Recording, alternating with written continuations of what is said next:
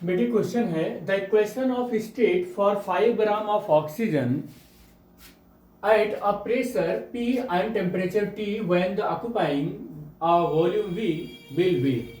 बेटे आपको ideal gas equation याद होगा तो ये क्वेश्चन कर ले जाएंगे। आइडियल गैस इक्वेशन क्या कहता है कि P V is equal to NRT.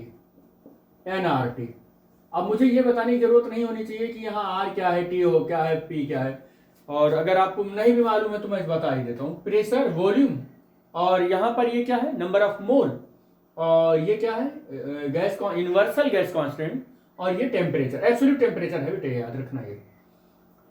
यहाँ पर कह रहा है कि प्रेशर पी लेना, हमने पी ही लिया।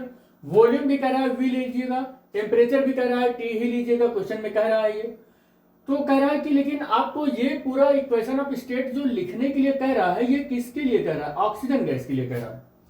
ऑक्सीजन गैस बेटे होता है O2, यही होता है ऑक्सीजन गैस। अगर हम इसके मोलर मास की बात करें तो ऑक्सीजन का मोलर मास जो होता है बेटे O816 होता है, और अगर O2 है तो मोलर मास इसका कितना हो जाएगा? 32 हो जाएगा, क्योंकि एक एटम का मास तो 16, तो दो एटम का मास से मिलकर एक मॉलिक्यूल बनेगा, ऑक्सीजन मॉलिक्यूल बनेगा, तो ये 32 हो जाएगा। और ये जो नंबर ऑफ मोल n है ना, ये होता है मास अपान मोलर मास, यही होता है मास अपान मोलर मास। तो n is equal to mass की वैल्यू कह रहा है 5 ग्राम लिया गया है बेटे, क्या कह रहा है? 5 ग्राम लिया गया है, और कितना मोलर मास है ऑक्सीजन गैस का? 32 है।